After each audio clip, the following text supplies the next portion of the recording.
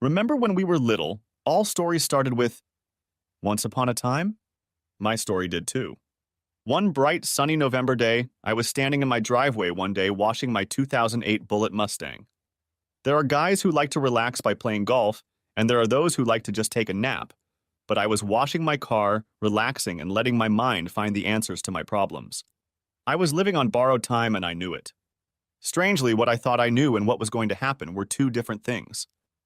According to the weatherman's forecast, the warm weather we've been experiencing in late fall may last another week or two.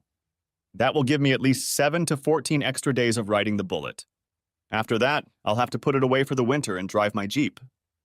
I had all my favorite Turtle Wax ice products laid out in the cart and was about to finish the interior and then start on the exterior when all of a sudden an impaired vehicle drove down my street and stopped in front of my house.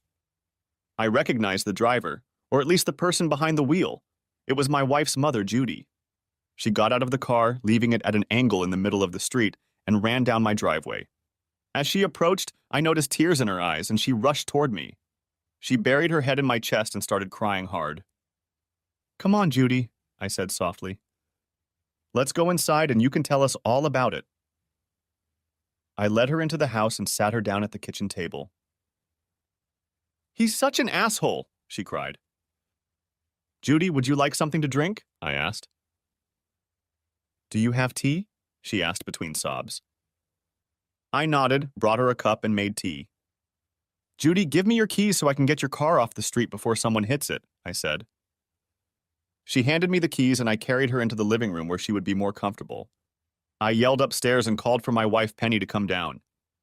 I slipped out the back door and moved Judy's Accord into the driveway behind my Mustang, but not too close to it. I didn't want the car to get mad at me. When I returned to the kitchen, the tea was ready, and I carried it and the tray of sugar, milk, and a large piece of chocolate cake that Judy herself had brought the day before into the living room. I placed the tray in front of Judy. "Thank you, Donnie," Judy sobbed. "Pen, you are so lucky to have him. You'll probably never have to worry about your husband cheating on you again," she said. I was shocked. I couldn't believe that Ed, Pen's father, could cheat on Judy. I started to walk away, but Judy grabbed my hand. "Donnie, you're part of our family too," she said. "And I want to talk to you." "Okay, Judy," I said. "Why?" she asked me. "Why is he doing this?" "What's he doing?" I asked. "What is it about you men that makes you cheat?" she asked. I started to feel uncomfortable. "Mom, when I was in college, we learned that males are genetically predisposed to spread their seed to as many willing, fertile females as possible. Maybe Dad's predisposition is in abundance. Or maybe it's not his fault. Men are just born that way. And maybe some women are too.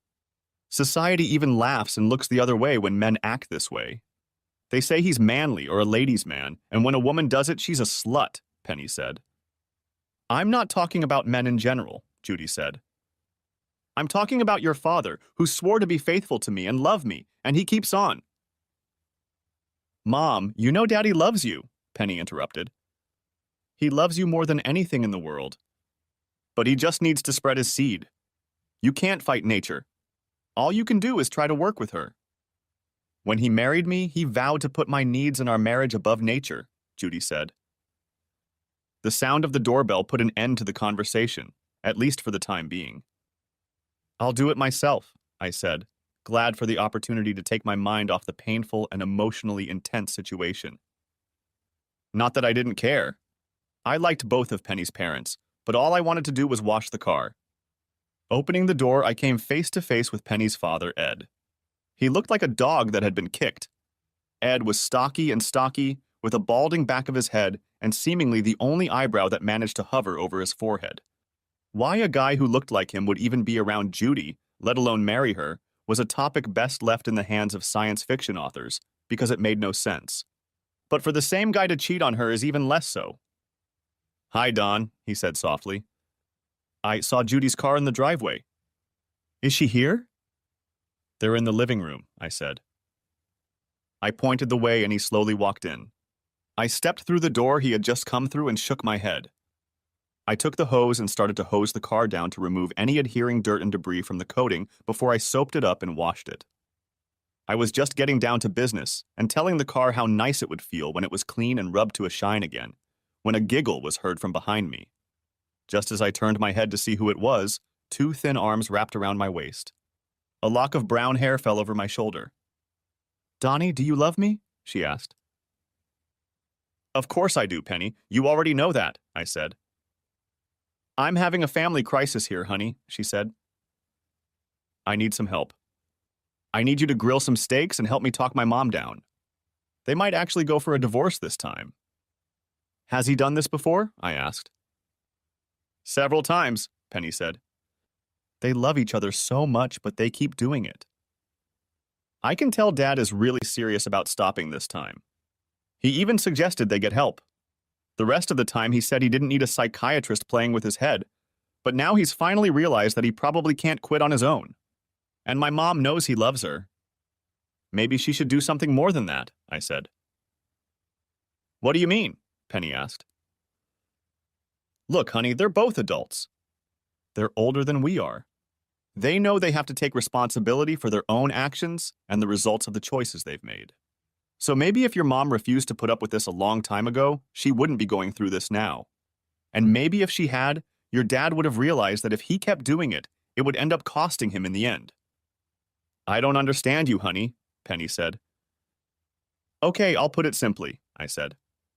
"If I was your mom, the first time I caught him cheating, I would have divorced him. I heard you tried to tell her about his character and all that, but to me that's just total bullshit. It was like you were justifying his actions. And he needs to realize that every time he goes out and does that, there's a chance he's going to lose his wife and his family." Penny looked at me like she was shocked. Then she tightened her lips and they quivered. I realized she was moving into a fight, flight, or tears reaction. I watched her say nothing, and then her tears started to flow. I wrapped my arms around her and told her to calm down. I would do anything she wanted. "Donnie, this is easy for you. Your parents aren't the ones talking about breaking up. Your parents were perfect, that's why you never went through this. I don't want my parents to split up, and I don't want them to live the rest of their lives alone. When we have kids, I want them to have two grandparents who love them, and I want us all to be one big happy family. I don't want to worry about not being able to invite one of my parents to a birthday party or barbecue because the other one won't come if they're there," she laments. "Okay, honey," I said. "I'll help. I'll cook the steaks, and you can send your father to talk to me while you talk to your mother. Maybe when the food is ready, you two can join us on the deck and we can get them talking." I philosophically disagreed with what I was doing, but I loved Penny like flowers love rain. I could also understand her need to try to keep her parents together. Most of us don't want to see our family fall apart. We expect our parents to be paragons of virtue. After all, they are the ones from whom we drew our examples of right and wrong. Even when they fail, we tend to look past it just to stay out of the way. So I spent an unpleasant afternoon chatting with my father-in-law. We went from talking about my Mustang, during which Penny's father lied to me, to talking about other sports. Penny's dad told me that he had a friend who had a Bullitt Mustang from the 80s. He told me about how much faster it was than the ones they make now, and how he had borrowed it a couple times. I just nodded my head and smiled. But I thought he was a lying sack of shit because they didn't make Bullitt in the 80s or 90s. And as for speed, the 2012 V6 Mustang has more horsepower than the V8s of the 80s and 90s and has a higher top speed. Plus, they handle better and have better fuel economy. Anyway, after that we talked about sports and how to cook the best steak on the grill. He was giving me all this fatherly advice and trying to make himself look like an expert on how to be a man while I had to wash my car. So not long after I wooed him, I let the other shoe drop. "So what's going on between you and Judy?" I asked. He looked like I'd punched him in the face. Then he broke down and almost cried. "I didn't mean to hurt her," he cried. "She wasn't supposed to find out." Original, I thought. Are there any cheaters in the world whose spouses had to find out about this? And if he didn't want to hurt her, why the hell did he do the thing that would hurt her the most? I had to work hard not to snap at him. I remained surprisingly calm and collected, even though I was seething inside. Judy was so much like her daughter that I imagined him doing something to hurt Penny too. And I wouldn't let anyone hurt my wife. I actually wanted to kick that cheating bastard off my property. In my opinion, Judy needed to divorce his ass. He was a serial cheater and he would do it again. Judy would be better off without him. I thought about my dad and Uncle Steve. They were both great guys. My mom died a few years ago in a car accident. And my Aunt Millie, Uncle Steve's wife, decided in the last years of her life that she was a lesbian. Dad passed away a year or so after Mom, so he was no longer with us, but any of those guys would have given anything to have a woman like Judy in his life. And they'd be better for her than that sack of shit. But I smiled at him, thinking about it. An hour or so later, Judy and Penny joined us on the deck. We ate, and the meal was enjoyable. Ed had perfected the puppy game. He carried more nonsense than a herd of cattle. I think part of my problem is that in the last few years of my life, I've become estranged from the church, he said. I need a dose of a good book to get me back on track. I looked across the table at him, expecting to see him struck by lightning. When that didn't happen, I yelled out, "Excuse me!" Then I ran into the house and down into the basement. I closed all the doors behind me and buried my face in one of the couch cushions. Then I laughed at the top of my lungs. There was no way that bastard would have the guts to even walk into a church. He was just trying to say what he thought would once again save him. When I finished laughing, tears were still running down my cheeks and my face was red. I went back and sat down at the table. Penny was looking at me strangely. The expression on Ed's face was clear as snow. It was as if he was waiting to be counted among the saints. Judy looked at me and I felt like a jerk. The look on her face spoke for itself. She was really in a lot of heartache. She was on the verge of cutting that asshole out of her life forever, and she was counting on me and her daughter to help her make the right decision. "So, Donnie, do you think counseling might be a way out?" she asked. I looked at Ed, who gave me a barely perceptible nod. And I looked at Penny, who was standing next to him, trying to save her parents' marriage.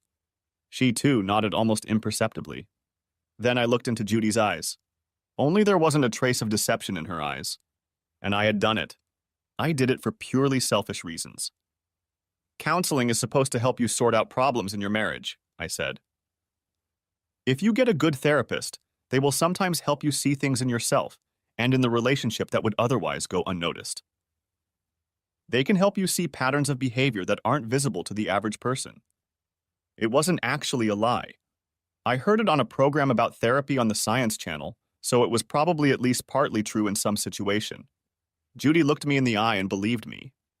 She nodded her head and said, "Okay, we'll give it a try." She reached across the table, took Ed's hand, and smiled at him. Penny looked at me. I felt like a battered turd. I'm a carnivore. Sometimes I only eat meat and don't eat any vegetables to shove more steak or roast down my throat, but that day I almost threw up from the steak. I felt like crap for what I had just done. "I don't mean to interrupt you two lovebirds," I said. "But I need to show Ed one more thing about my car." While the ladies cleared the table and put the dishes in the dishwasher, I took Ed out to my garage. "Hey, your car isn't in the garage," he said, smiling. "It's in the driveway." I grabbed him by the throat and slammed him into the garage wall with such force that the clock on the wall inside the garage fell and shattered on the concrete floor. "Bastard, that's the first and last time I'll lie to save your rotten cheating ass," I grinned. "If you cheat on her one more time, you'll have more than just a divorce to worry about. Do you understand?" He quickly shook his head. I slammed him against the wall again, just for emphasis. Then we went back into the house. "They didn't make them like this in the old days, did they, Ed?" I asked when we got back to the kitchen. I was smiling this time. Ed tried to fake it, but he had a headache and was in shock. No one had ever talked to him like that before. Penny came out of the pantry and noticed something I hadn't. "Daddy, you have a lump on the back of your head," she said. "Where did you get it from? Are you okay?" "Ha ha," I laughed. While we were in the garage, this clock fell off the wall and landed on Ed's head. And his head is hard as a rock. He smashed the damn clock. He's a tough old bird. Ed nodded his head woodenly. We had a great time with Penny that night.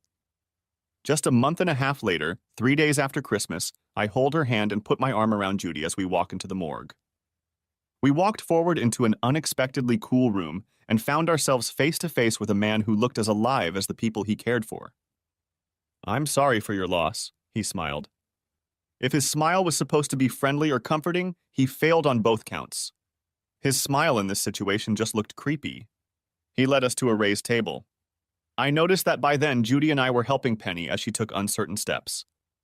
When the minister pulled the sheet off the body, he did it with a skill that many magicians would find difficult to match. I almost expected him to get down on one knee and shout, "Ta-da!"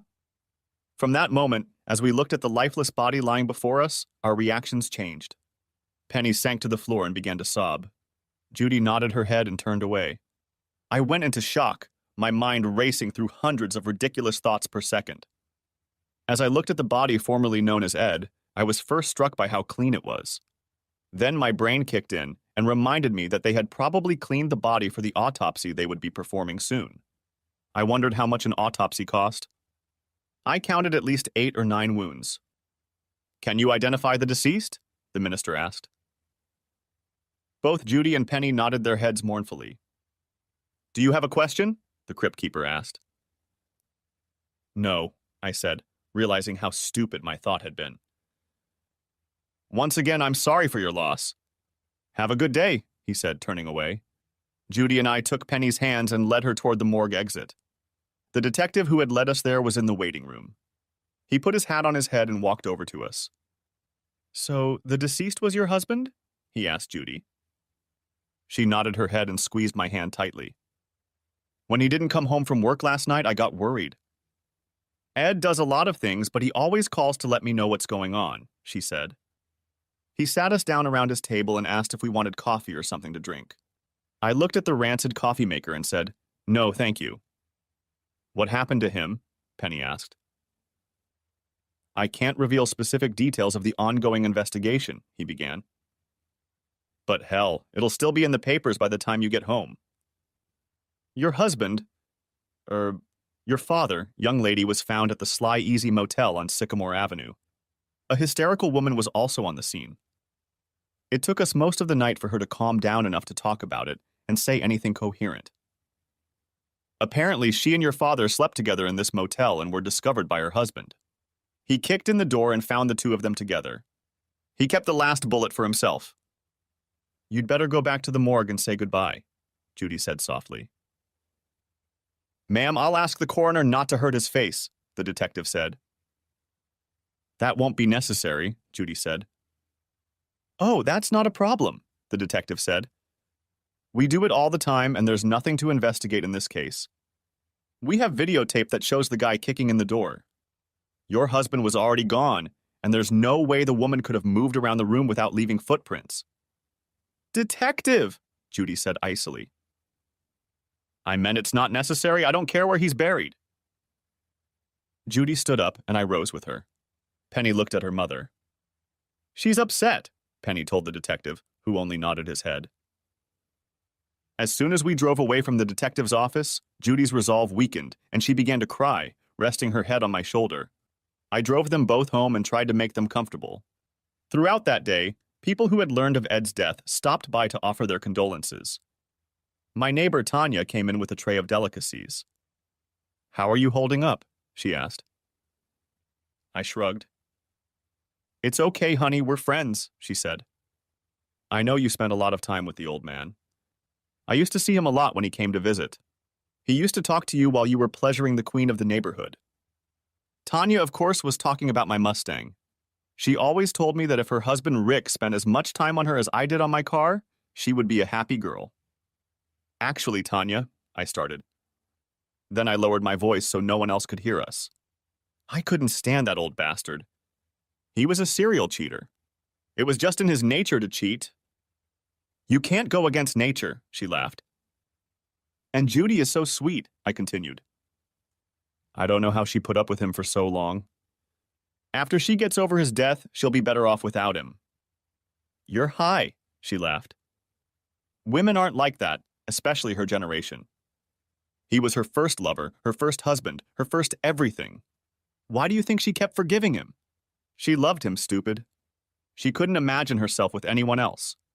They're like magnets. They're so drawn to each other. Without him, she'd be lost."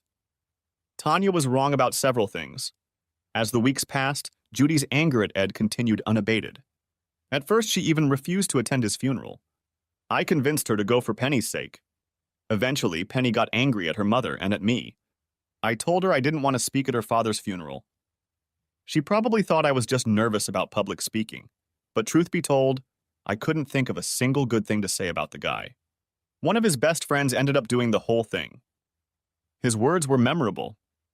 "We're all here to say goodbye to Ed Bauer." Well, he was Ed. You should have known him. Even his best friend, who had known him for 45 of his 50 years of life, couldn't think of a single good word to say about him. After the funeral, Judy fought for her life. She became more and more a part of us. Some things she just couldn't deal with. If we were watching a TV show and a guy cheated on his wife, Judy would go ballistic. Penny and I spent a lot of time talking about what we could do for her. Penny seems to have gotten over his father's death pretty easily. We just moved on.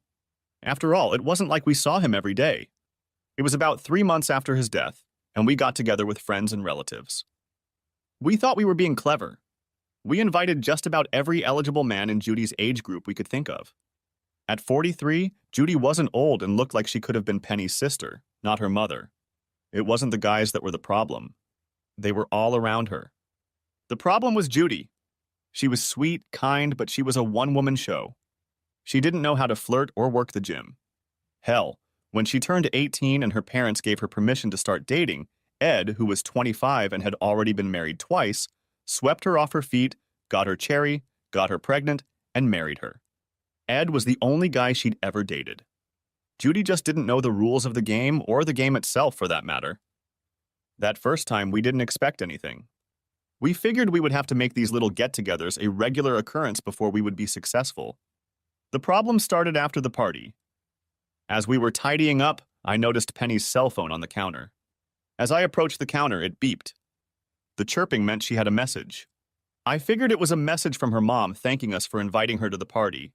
I turned on my phone and went into shock as I read the message. I scrolled back through her messages and even located the location.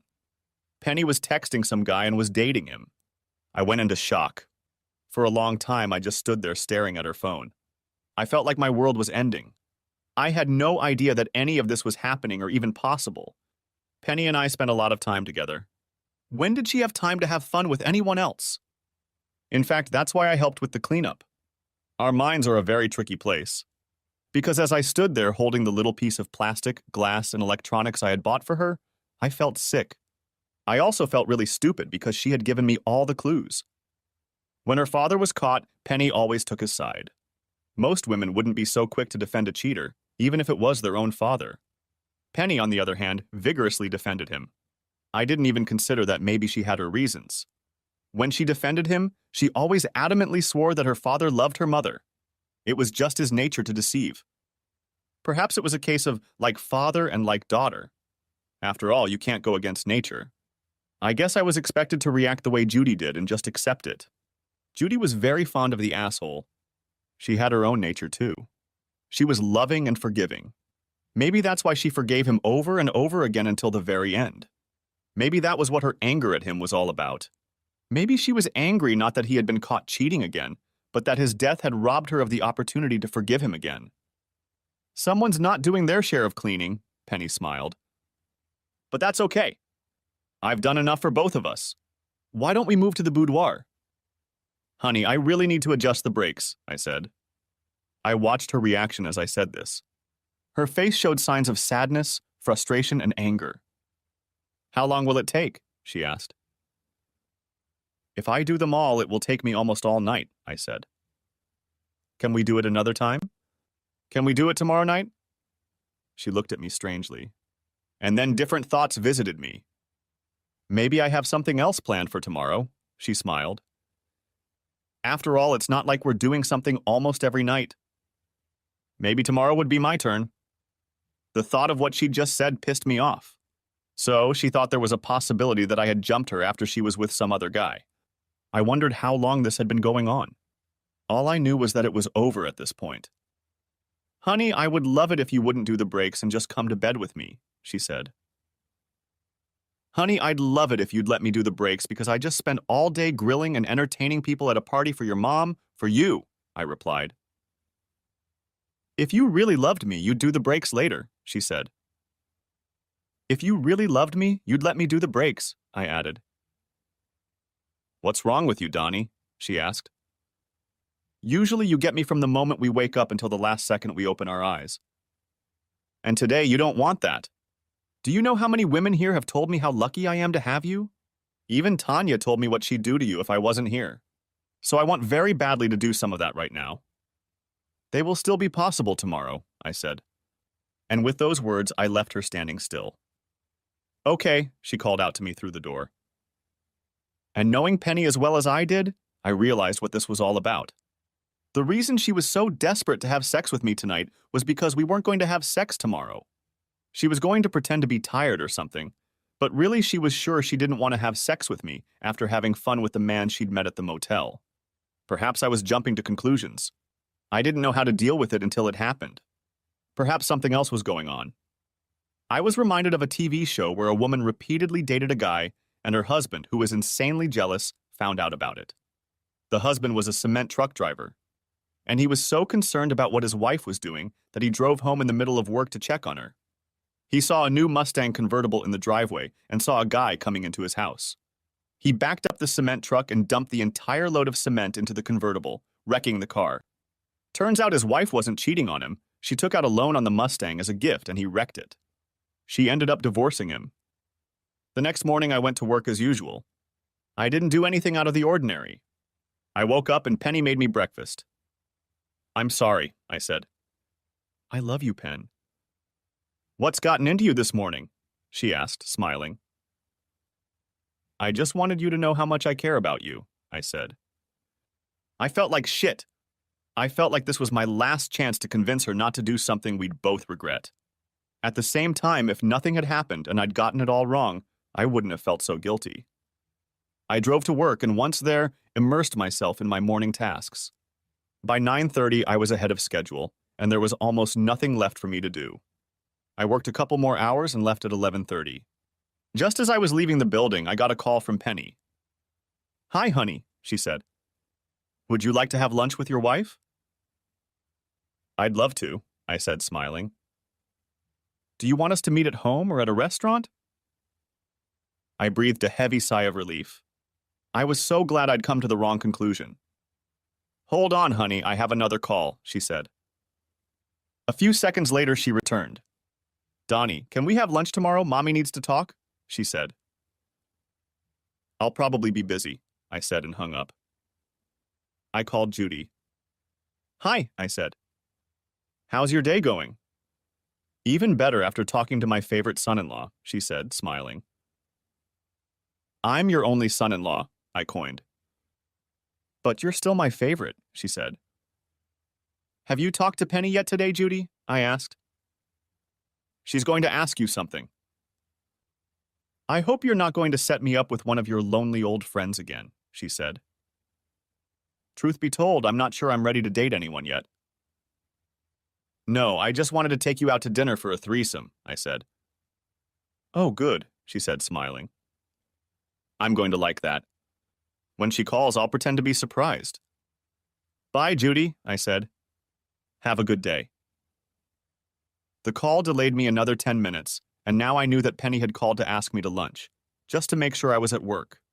Maybe she'd learned some of the tricks of the trade from her father, but then the old bastard got caught a lot.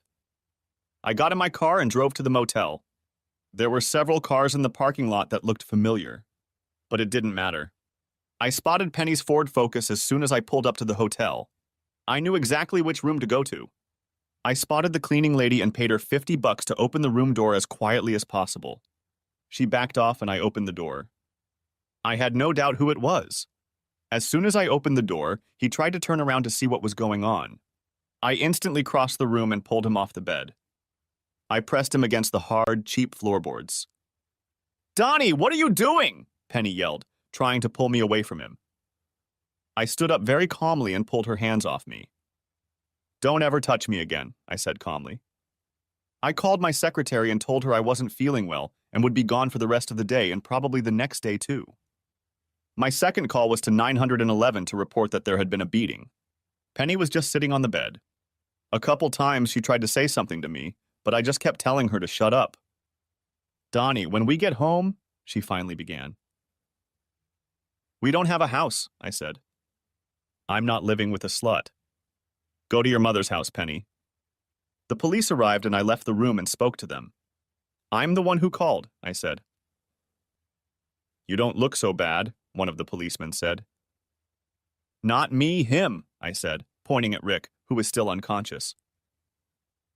They handcuffed me and put me in the car just as the ambulance arrived. In the police cruiser, I hardly said anything.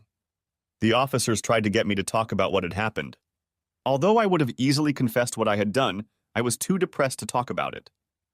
As soon as I arrived at the station, I was photographed, fingerprinted, and detained on suspicion of assault. Until the details of the case came out, they only had suspicions. Even if I was willing to tell them I had done it, they had no proof.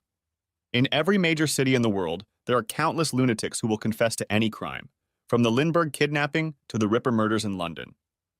There are also leagues of homeless people who are willing to admit to a crime just to get a few meals in a cot.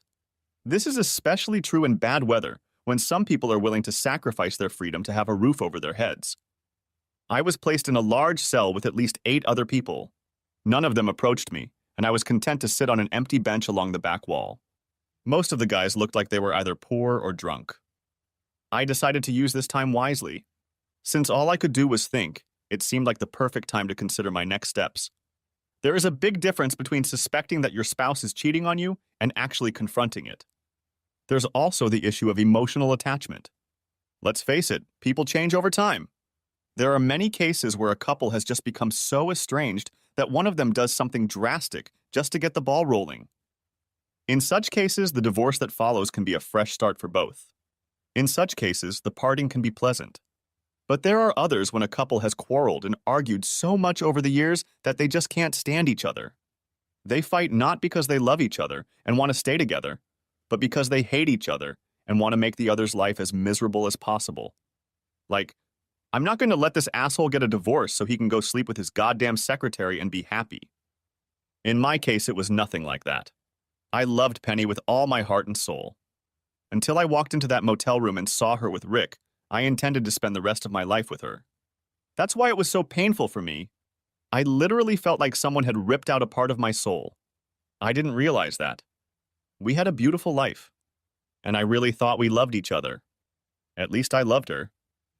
And the guy she picked, Rick, was older than me, and I'm 6 years older than Penny. Rick was old, and he was fat and bald. I just didn't get it. If she wanted an old fat guy, why the hell did she marry me? In fact, she was the one who chased me when we first started dating. We met at a bar. We were both there with friends.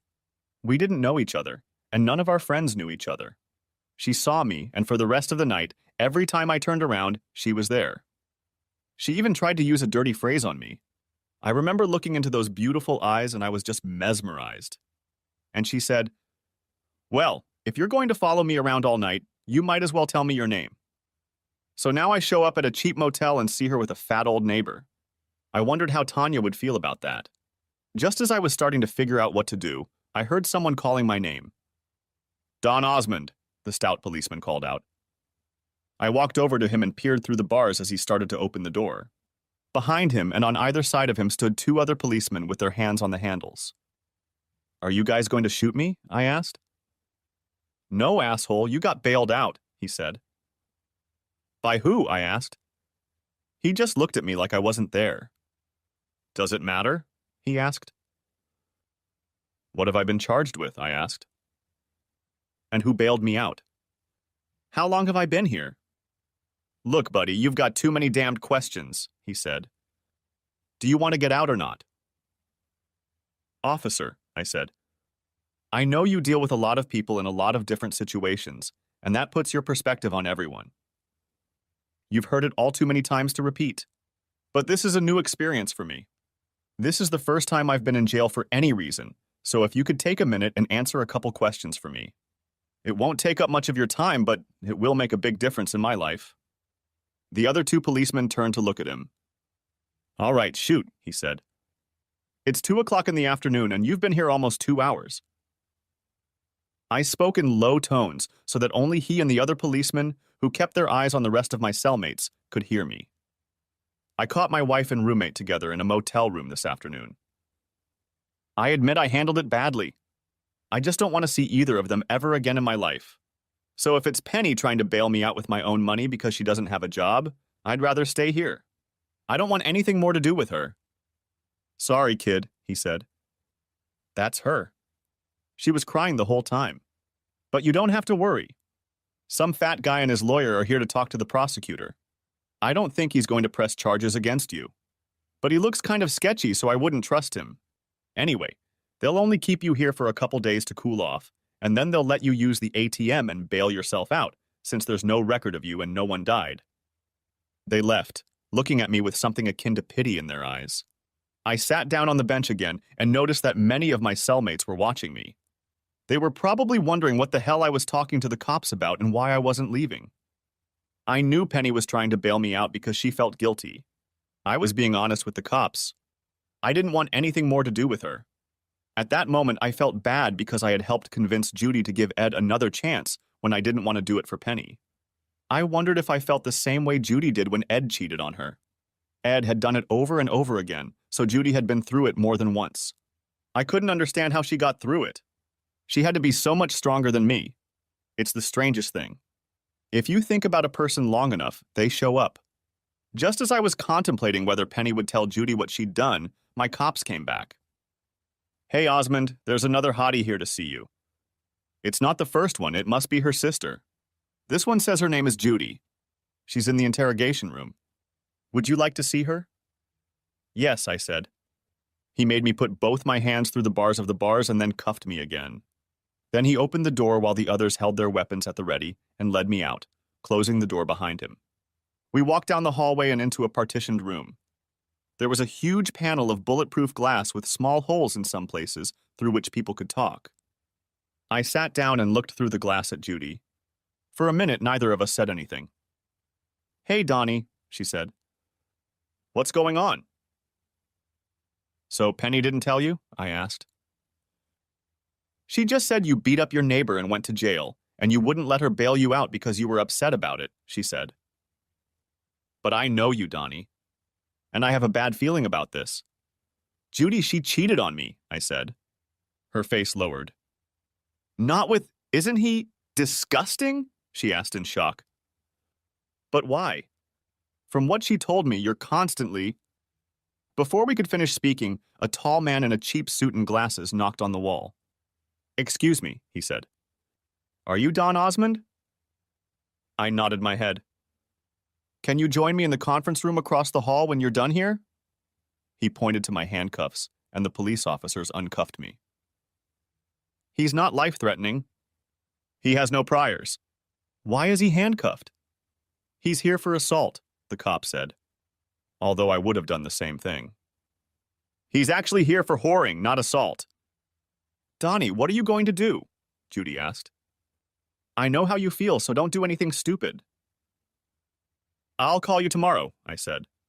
If I get out of here today, I'll send your daughter to stay with you. I walked into the conference room and saw 3 men sitting at the table with Penny. 2 of them I didn't recognize.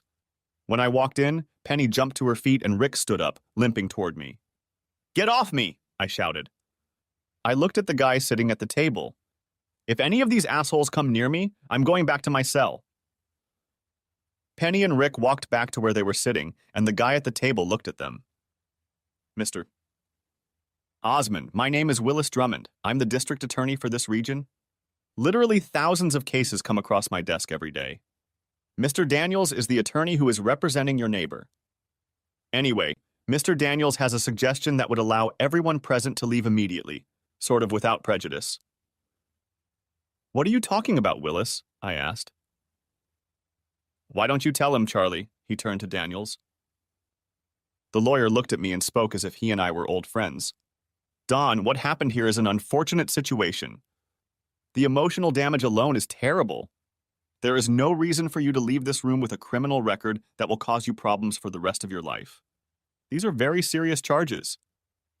We're talking assault and battery, plus intent to do grievous bodily harm, he said.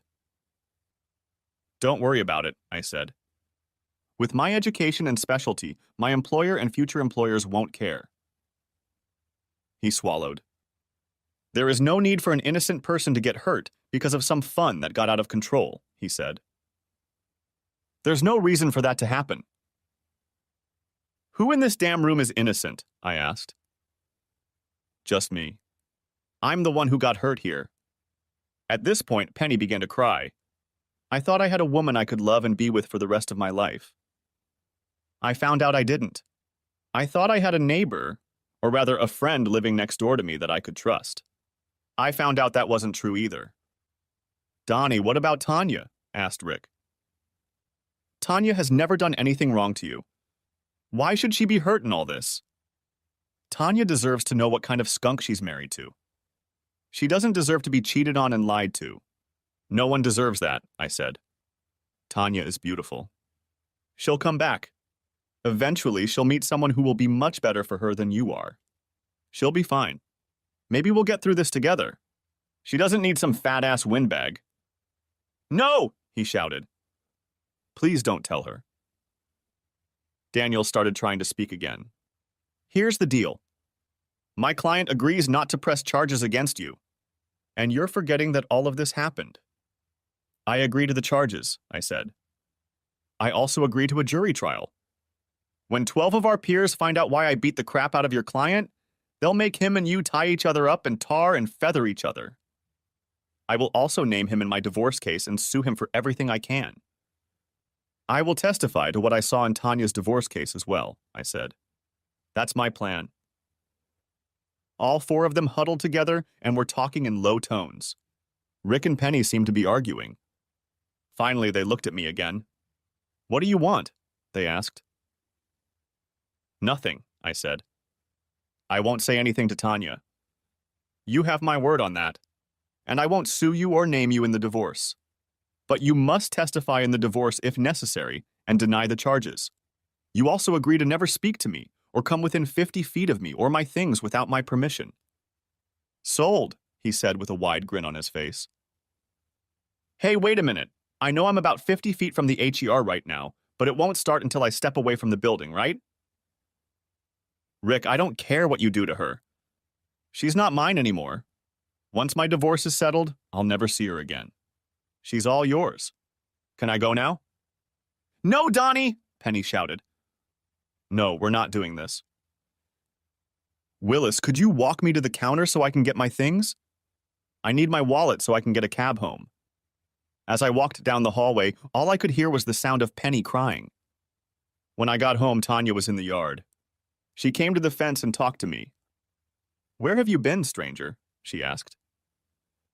My husband got into the wrong neighborhood and they robbed him. They blacked out both his eyes and broke his nose, poor little guy. It's hard, Tanya, I said. I'm sorry to be so abrupt, but I've had a rough day too. We'll talk later. Hey, send your wife over here, she said. Tanya, I don't have a wife anymore, I said, and walked out into the house, leaving her in shock. As soon as I entered the house, the phone rang. I noticed it was Penny's cell phone, the same phone that I had used to find out what she was doing. I just let it ring until voicemail answered the call. After the 5th time it rang, the phone went silent and abruptly turned on again. This time it was Judy's home number. I picked up the phone to tell Judy to call her daughter off. Judy, can you... I began. Honey, you have to... I hung up the phone. It was about a half hour before the phone rang again. I looked at it. It was Judy's cell phone. I picked it up and didn't say anything. Donnie, honey, are you here? She asked. Hi, Judy, I said. I had to give Penny hot tea with a couple sleeping pills, she laughed. She's out of her mind. She's crying and screaming and blaming everyone for ruining her life. I don't doubt it, I said sadly. But there aren't that many people to blame. Oh, she blames it on your neighbor Rick. She says he also sold her on that deal you agreed to. She also blames you for the way you've been acting. How am I doing? I asked. Donnie, you're not acting like me, she said softly. And that's exactly what she expected. Does it ever get any better? I asked. No, she said even softer than I did. It gets worse over time. You start to doubt yourself. You wonder what's not in you that makes him want to be with another woman. You wonder what you're doing wrong. And you start comparing yourself to every new man you meet. You wonder if he will start sleeping with her now. And it gets worse as time goes on, because no matter how much time passes, you're never the same. You never regain that lost trust. You spend your whole life testing him.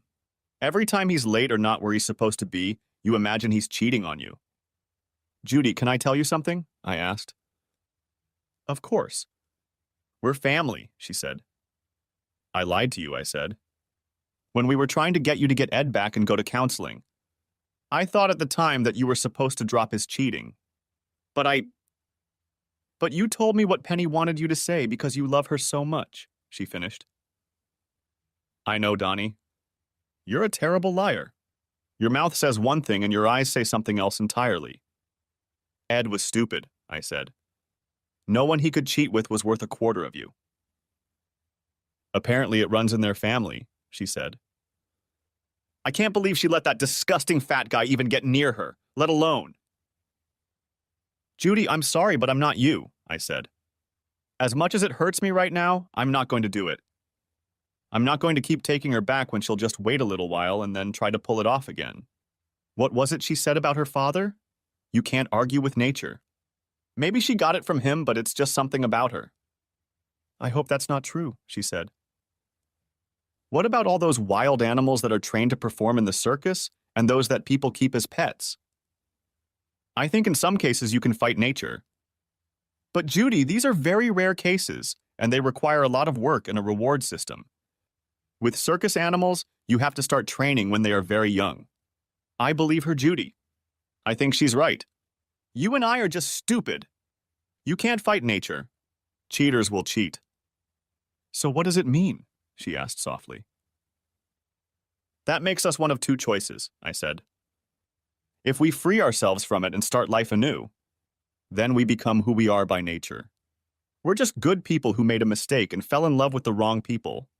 In your case, you have a beautiful daughter to show for it. I have nothing, so at this point my life has been wasted. On the other hand, if we continue to put up with it, hoping they will change, we become suckers. We're just willing to keep putting up with it no matter what crap they spew at us. You've done your time in hell, Judy. Your next man should be worthy of you. And my next woman should be the same. Who are you talking to, Mom? Penny asked. Is it Donnie? Does he want to talk to me yet? Did you tell him how sorry I am?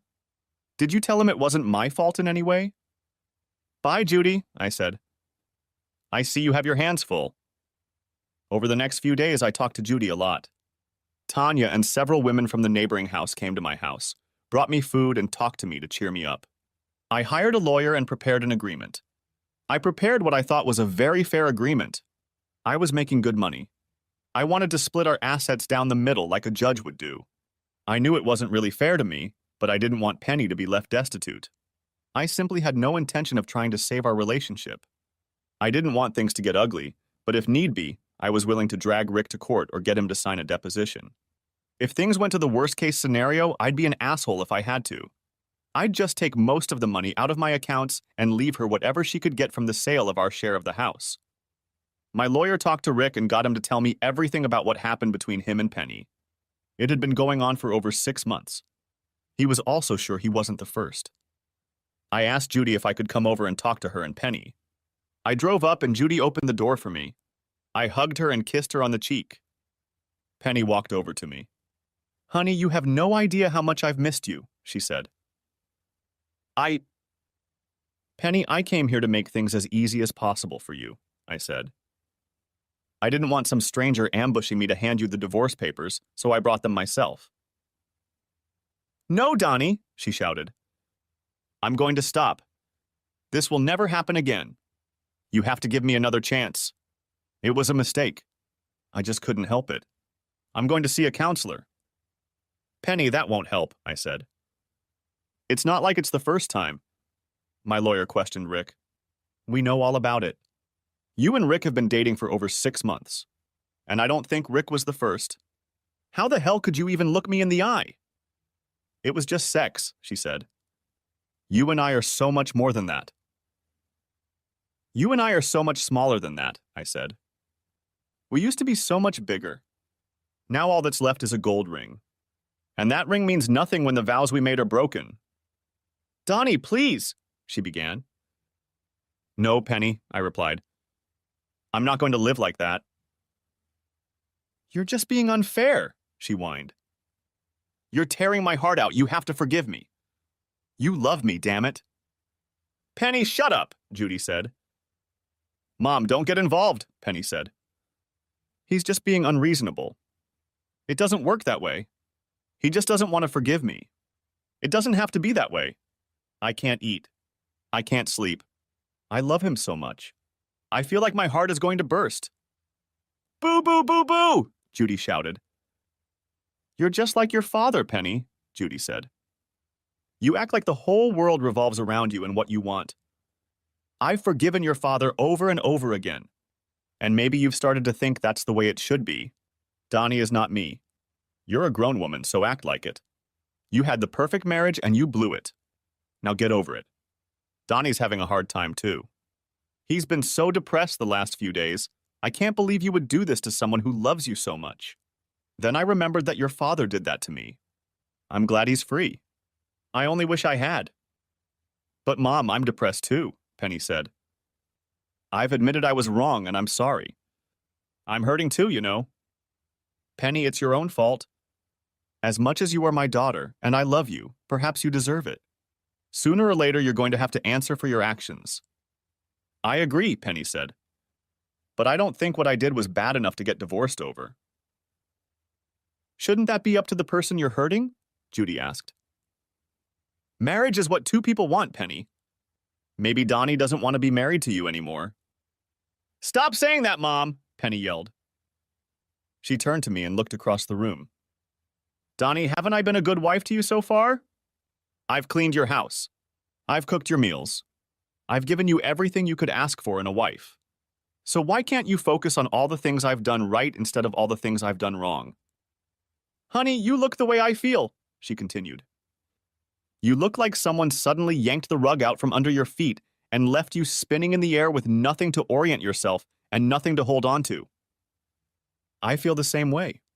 I'm just lost without you. I can't stop crying. I feel like my life is over. Nothing makes sense. You have the power to make us both better. All you have to do is forgive me once. I swear to you that it will never happen again. I left the room without saying anything. As I reached the door, I turned around and looked at her. Penny, please get a lawyer, I said. I want to get this over with as soon as possible. I need a fresh start in life. I drove home and saw Tanya again as I walked out onto the porch. Hey, Donnie, wait up, she called out. I sighed and watched her cross the yard. Tanya was dressed in old denim shorts and a t-shirt that had seen better days when she worked in the yard. The t-shirt had the name of some obscure band printed on it, and it was almost soaked with sweat. Tanya had obviously forgotten her bra, or just decided she didn't need one while she was working in the yard. I need to tell you a couple things, she said. Tanya wasn't as slender as Penny or Judy, but she was on a whole other level. I guess while I'd been happily married, I'd just downplayed my attraction to her. But now that I'd broken up with Penny, the floodgates had opened. Why are you looking at me like that? She asked. I'm sorry, I said. I shouldn't have. Donnie, I just wanted you to know that Rick and I are there for you, she said. If you need anything or just want to talk. Actually, I think it would be good for him too. He's still reeling from being mugged. I think a lot of his confidence is gone. You know that macho male ego you guys have? Well, his ego is shattered because some asshole beat him to a pulp and took all his money. Maybe talking to you guys will help him. You know how it works. When you have to help someone through problems, you feel strong. I think it might be good for Rick. I'll send it over in a little while. But I wanted to do something for you too. You'll be fine, she smiled. But that's not what I meant. You know I'm a married woman. Besides, you're not that kind of guy. I shrugged and tried to smile. I just smiled at her and thought again about telling her what a piece of shit she was married to. But I realized that telling her that would only hurt her. Besides, Rick getting his ass kicked by me and thinking he might lose his marriage was probably doing everything he could to be the husband she deserved. Why should I put her through that kind of pain just to get the pleasure of it? By doing that, I would be as bad as Penny and Rick. It's a cruise, Donnie. We have a client, a large website for singles. They have organized a cruise for many of their members on a large cruise ship. They've already paid for their members, and there are still cabins available on the ship. They have already made their profit, so it doesn't matter if there is another single guy on the cruise. 10 days of fun, sun, and laughter will help heal a broken heart. Who knows, you might even meet someone.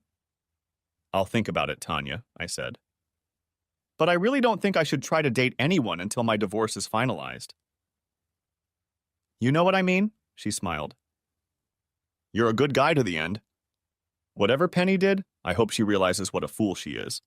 Let me know about the cruise, okay? I did everything I could to make things right with Penny. My lawyer worked on the divorce and I went about my life. I asked my boss to transfer me to another neighborhood and told him about why I needed to leave the area. It took him a few days, but he went out of his way to accommodate me. Our Phoenix plant had been interviewing engineers for over a month. The new location seemed just what I needed for a fresh start. The warm weather and the opportunity to drive my car year-round also appealed to me. I was going to have to leave everything and everyone I knew behind, but that was what a fresh start was all about. I talked to Judy about my idea to leave the neighborhood, and she was very upset. When I told her my reasons, she agreed with me and said she felt the same way. She was still processing Ed's death. Her feelings were much the same as mine as she tried to process her daughter's betrayal. She was thinking of moving east to live with her older sister and mother, who shared a house in New York City. After hearing me talk about her move, she started thinking about it again. I made her promise not to tell Penny about what I was planning to do. Honey, I don't have to tell her, she says. That girl is obsessed with you. She spends most of her time following you around. She's so afraid that you're going to try to sleep with some other woman that she just goes crazy. She was furious when you stood on the porch talking to Tanya that day. She came home and cried for hours, calling Tanya a slut of all stripes. I think her biggest fear is that you'll get infatuated with Tanya and tell her what happened. Then you and Tanya will sleep together, and it will become a story. Saying that, she laughed. It's not really that far-fetched, I said. That's really true, she said. Donnie, you really love my stupid daughter. I saw the wheels turning in your head when you were talking to her the other day. You were trying so hard to figure out how to get her back. But I was glad you couldn't. She's my baby and I love her, but I love you too, Donnie, and we both know what she's like. At least when this is all over, you'll have a friend in Arizona you can visit when it gets too cold in New York, I said. And you'll have someone in the Rotten Apple if you want to learn about non-Southwestern culture, she laughed.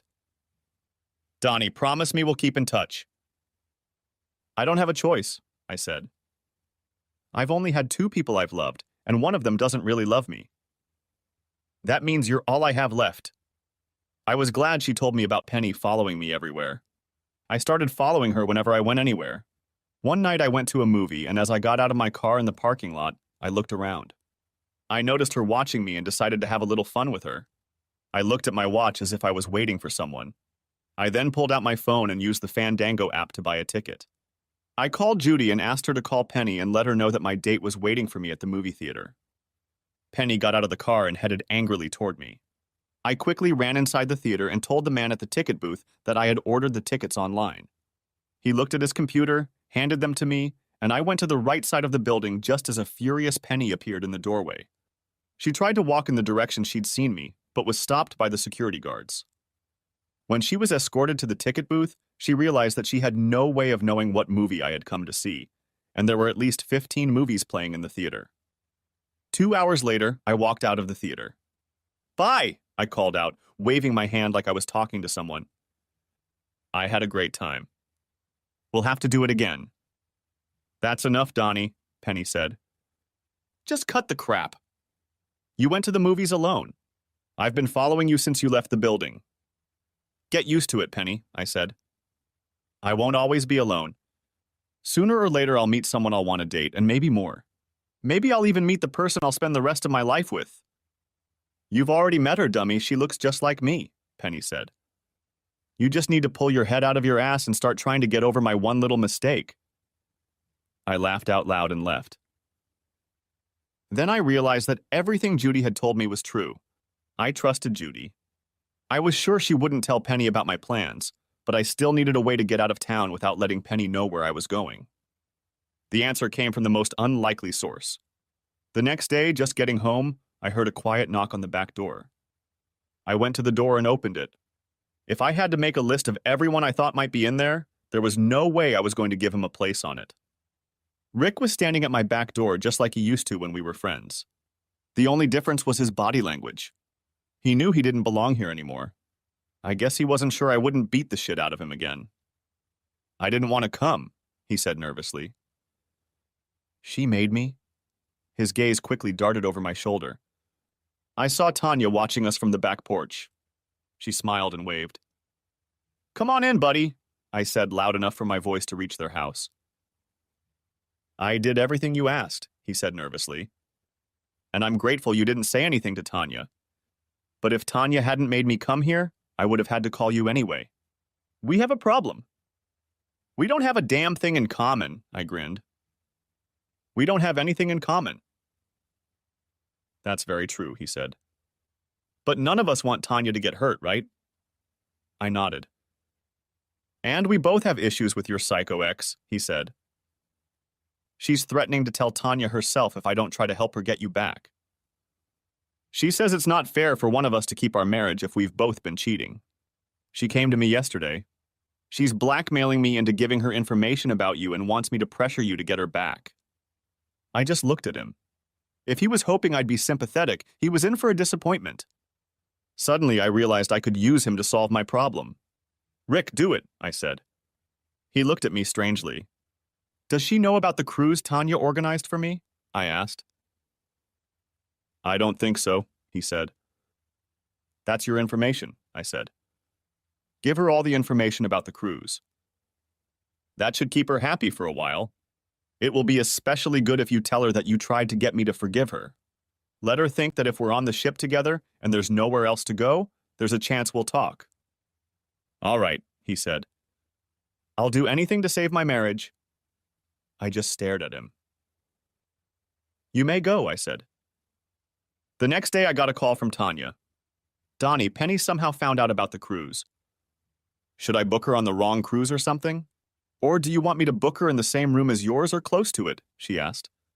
I can book you two together, although this is a singles cruise. Tanya, don't you get a commission on the cruises you book? I asked. Well, she said, but I don't need to try to get rich at the expense of my friends. Tanya, make that bitch pay in full, I said. You'll be doing me a huge favor, and you're going to help me more than you can imagine. Are you two back together? She asked. No chance, I said. But why? She asked. What are you two mad about? She cheated on me, Tanya, I said sadly. I walked in and caught them. There was no chance of a mistake or misunderstanding. I saw them with my own eyes. There's no chance of us being together again. I just need to get away from her. Over the next few days, I started preparing for the move. I looked at houses online. I contacted moving companies and called the new office in Phoenix. Everything was ready for the move. I was still on the phone with Judy. One of us called the other at least twice a day. The saddest day before I left was the day Judy left for New York. I stopped by her house to say goodbye, and naturally, Penny was there. She had been so busy preparing for the cruise that she hadn't followed me the last few days. She smiled at me as she opened the door. I miss you so much, honey, she said. I ignored her and headed toward Judy. Judy hugged me as tight and long as she'd ever hugged me in her life. I wish you'd hug your wife like that, not my mom, Penny said. In a way, it's good that Mom is going to go live with Grandma and Aunt Nina. I think you're confused about who you care about. Judy and I laughed and stepped away from each other. Penny was taking Judy to the airport. I said goodbye and promised to call Judy every day. I wish you'd call me so we could talk, Penny said. You do realize you're wasting your time, right? This divorce is going to drag on for decades. By the time we get to court, you'll have forgotten why you wanted to divorce me. I also know that you withdrew a large amount of money from our account. I didn't say anything about it because I did it too. Isn't that a strange coincidence? Once again, I just stepped away from her. She was so happy. She seemed like she was about to explode at the thought of the two of us going on a cruise. She acted like we were going on a second honeymoon, not the two of us going on a cruise on the same ship, but not together. In fact, The possibility that I might sleep with other women while she was there never crossed her mind. 3 days later, I was ready to set off on my trip.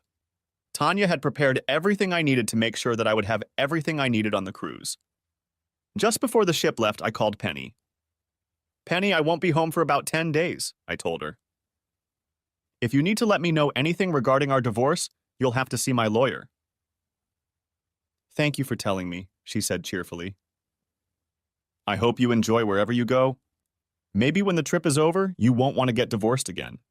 Maybe something will happen during your absence that will remind you of how much I love you and that we need each other. Not much chance of that, I said, laughing. She laughed too. Is it so hard for you to admit that you still love me, Donnie? She asked. No, it's not, I said. I still love you. I just want you to love me enough to make me enough for you. It is, you fool, she said sadly.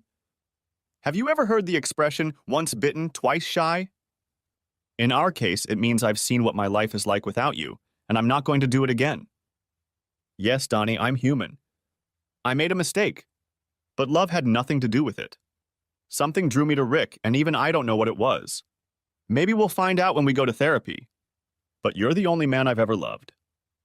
Since you're so fond of old sayings, I said. Have you ever heard that you can't fight nature? She looked at me strangely and only sighed when I hung up. 6 hours later, the ship was at sea. It was almost out of cellular range when my phone rang. I looked at the screen of my iPhone and smiled. Looking out the window, I watched the scenery go by. And yes, I know that windows on a ship are called portholes. Penny may have had a porthole she was looking out of, but I had a window. Where the hell are you? She shouted. I've searched the whole damn ship and you're not on it. Who said it was? I laughed. How the hell are we going to get back together if we don't spend time together? She yelled. You won't let me come home. You don't touch me or let me touch you. You barely talk to me. I'm going crazy. I love you, Donnie. Okay, Penny, I said. Once the cruise is over, I'll have to cool off. You can come home. But we won't sleep together. I swear I'll do whatever it takes to get a place in your bed and in your heart again, she said as the phone rattled. I love you, Donnie. Then the phone went silent. I was still laughing as I crossed the border into yet another state. I took the time to call my only friend. Hi, Judy, I said when she picked up the phone. Donnie, she squeaked happily. God, it's been so long since you called me. Almost 4 hours, I said, laughing. I'm beginning to think I've made a mistake, she said. Do you have any idea what it's like to live with two stuck-up old women? I started laughing. Judy always lifted my spirits. Stop lying, Judy. I can't believe anyone could not want to be around you, I said. Donnie, do you know what time is? She asked. They say time heals all wounds, I said. They're wrong, she said seriously. I guess I forgot that my sister and I just never got along. She and Mom were together so long that their personalities became similar. And now I can't find common ground with either of them. I laughed again. Do you check your rearview mirrors to make sure you're not being followed? She asked. It's hard to keep up with a truck when you're on a ship, I said. Now it was her turn to laugh. I'm not going to ask how you sneaked her onto the ship without you, she said. Remember the Calgon commercial? Said I. I had my own ancient Chinese secret. I loved that commercial, she said. I guess I should go make Mommy's tapioca. Drive safe, honey. I arrived in Phoenix late in the afternoon the next day. The first thing I did was get my Mustang off the trailer and into the garage. I was so relieved that it would never have to endure cold winters again that I didn't pay attention to the heat and possible sun damage to the paint. I spent the next few days getting everything settled and set up in my new home. I made appointments with the cable guy and all the other guys to come in and do their thing. But when all was said and done, the house was beautiful, but it didn't feel like a house, just a place. The day before I was supposed to report to my new job, it happened. My cell phone rang. I picked it up without looking at the screen. Where are you? She hissed. Why is all your stuff gone? You said I could come home. Since you called from home, you must be home, I said. That's what you wanted, isn't it? You know perfectly well that's not what I wanted, she hissed. I don't want an empty house. This is almost as bad as that ridiculous divorce you're pushing for. Don't worry about the divorce, I said. Your lawyer and my lawyer convinced me that without any proof I was screwed. I was practically at your mercy. So the divorce because of your affair with Rick is over. Good, she squeaked. Now where are you, sweetheart? I'll come to you. I filed again, I said. And this time I'm not going to be so damn nice. She started laughing. Does it matter why you're applying? She asked. Call your lawyer Penny, I said. He already has a copy of the case. Not only will I get a divorce, I'll probably be able to leave you next to nothing. Also, Penny, call me back soon if you want to make arrangements. I'm changing my cell phone number tomorrow. It was only an hour before Penny called me back. Okay, Donnie, you win. I signed the papers. How the hell did you get the video? I hired a private investigator to take my place on the cruise. I knew that when I wasn't around, you'd have no reason not to act on your desires. All I did was set you free. You can't fight nature. For that matter, I never watched the video. I had no desire to watch it. Thank you for proving me right about you. Donnie, I can change, she said. I don't think you can, I said. And to tell you the truth, I don't think you should. You're free now. Do whatever you want to do. I'm free too. I can find someone who will love me the way I need to be loved. Donnie, you just don't understand, she cried. It's me. Don't you get it yet? My father loved my mother more than anything in the world. Yes, he cheated on her.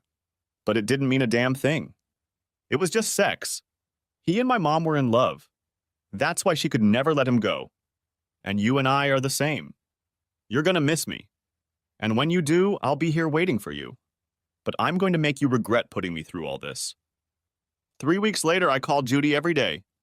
There was a note of sadness in her voice that I recognized immediately. Okay, Judy, what's wrong? I asked. I'm fine, she said. I'm just a little out of sorts. Judy's trying to take all this shit out on someone who doesn't know you, I said. Tell me what's wrong. Donnie, moving here was a mistake, she said. I spent most of the money I got from selling the house to pay the taxes on this place and make some improvements. Now I'm stuck here. I have money left over from Ed's pension, but it's only a monthly check to cover my expenses. I don't have enough money to move anywhere else, let alone buy another house. I had thoughts about how great it would be to move in with relatives.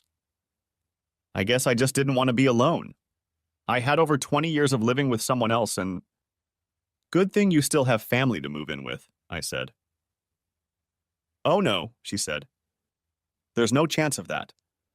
You have no idea what Penny's been up to since you divorced her. No, I don't, I said. But I wasn't talking about her. Why don't you come here and live with me? I've got plenty of room and I'd be glad to have you with me. Donnie, are you crazy? She asked. I can't live with you. You're my daughter's husband. Not anymore, I said. Why not come visit, and if you don't like it, you can always go back to New York. Okay, she said. How about a week's visit? I still need to make sure you're okay. I've been visiting Penny and your old houses. Well, you don't recognize it. Judy came and stayed with me for a whole week. She had so much fun that when it was time to leave, she didn't want to. We did everything together and we had fun. She made me go and see all the sights in the neighborhood that I hadn't made time for before. We also went shopping and she talked me into buying a lot of things for the house. In just a week, my house started to feel like home to me. I dreaded the thought of her leaving.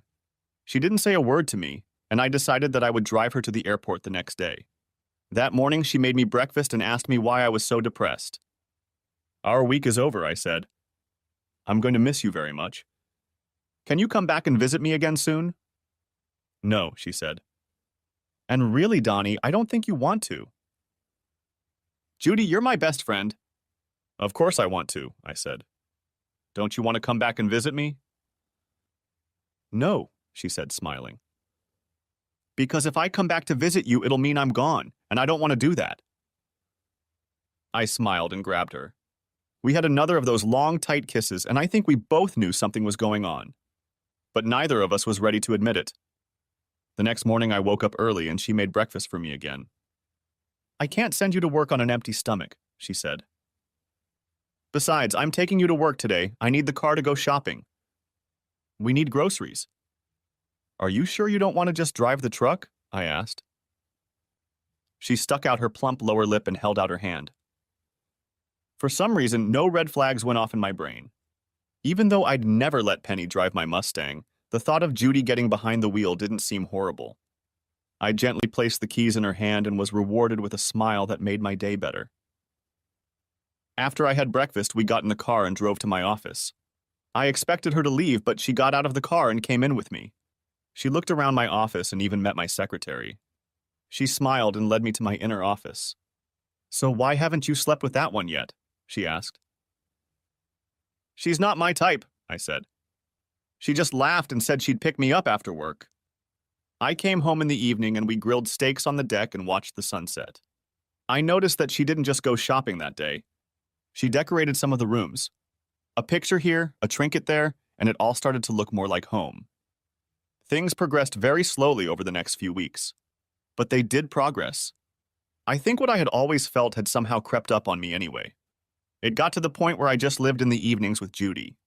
Sometimes we'd take long drives on deserted roads and photograph landscapes and scenery. Other evenings we'd head into town to see a movie or try a new restaurant. But most of all, we both enjoyed quiet evenings at home.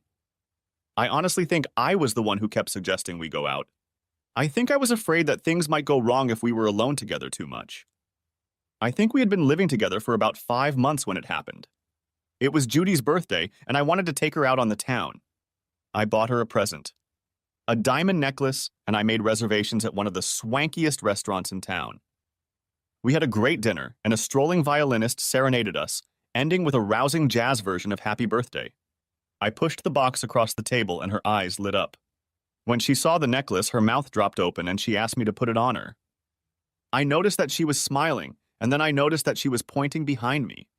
I turned around and finally noticed the waiter behind me. "I was just saying, sir, that your wife is the most beautiful woman here," he said.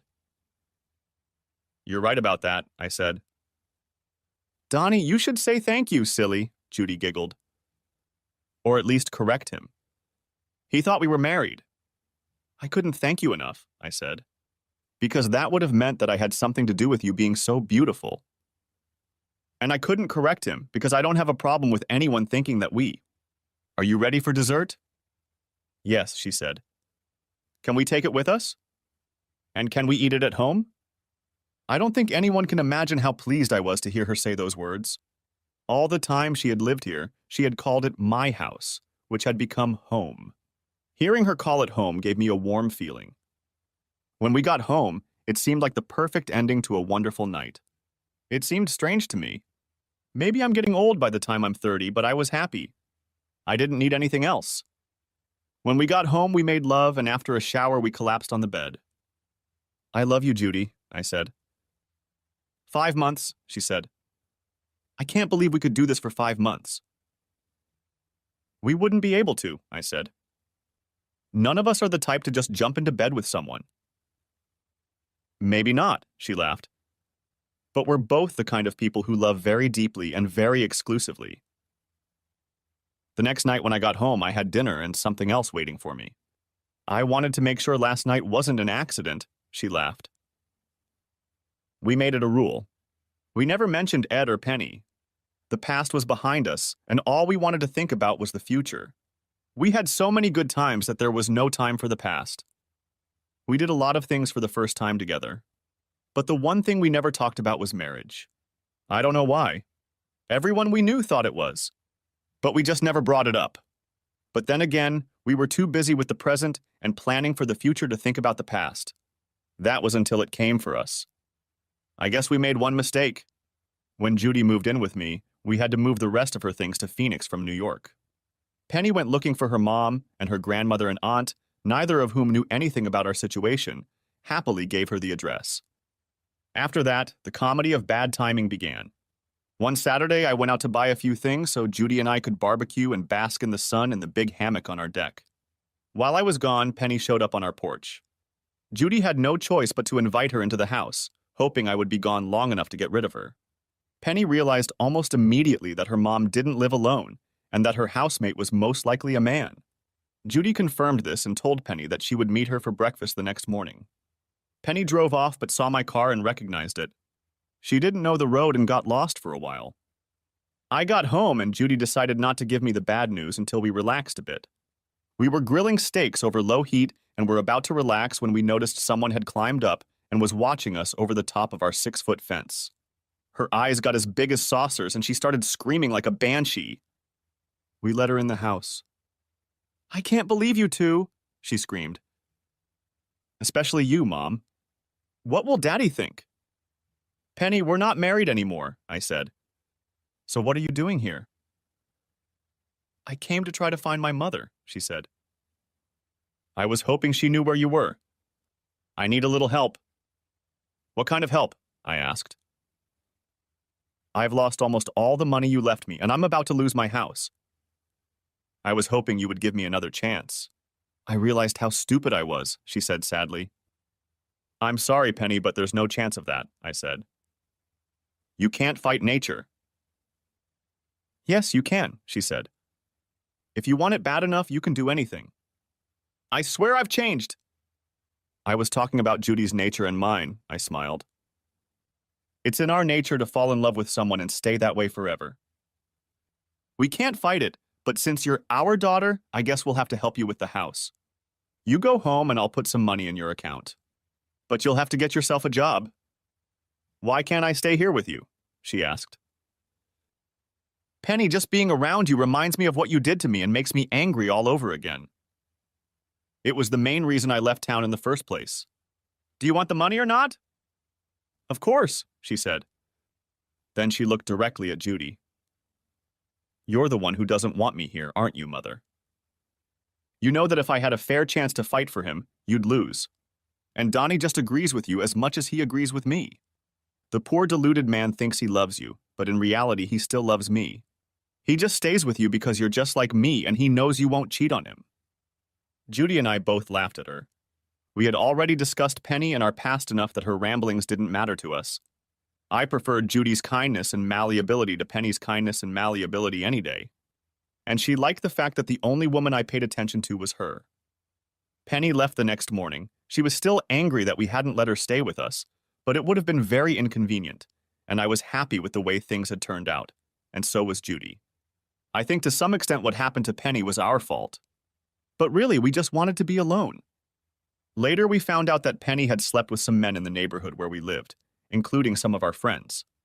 There was a lot of gossip about it. Early one morning, Tanya saw a couple of men leaving the house and confronted them. That's how Tanya found out everything. When she told them that they should be ashamed of embarrassing their wives with the neighbor's whore, they advised her to stop being so nosy and that perhaps she should keep an eye on her own husband instead of everyone else. They told her that was the reason I divorced Penny and left. Tanya confronted Rick, who broke down and admitted his guilt. 2 days later, as Penny opened the door of the house and lowered the suitcases to the floor, she had a funny feeling. It was the last feeling she had ever experienced. She thought maybe she should call one of the guys to make her feel better. Just reaching for the phone, she noticed Tanya sitting in the dark.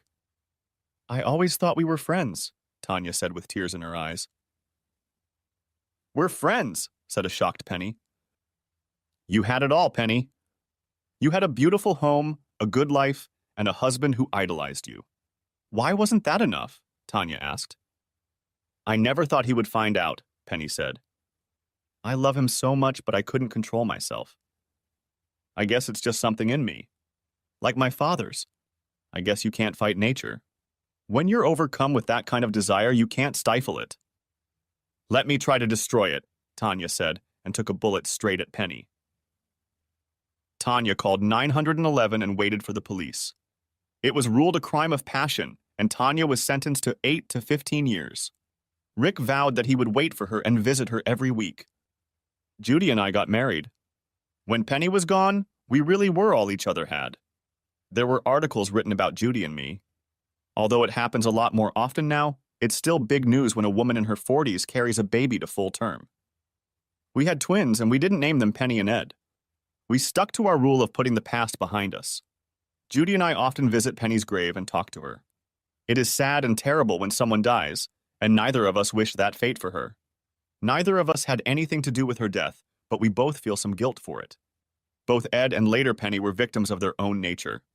It is sad and yet poetic that Penny refused to learn from her father's example and thus condemned herself to the same death.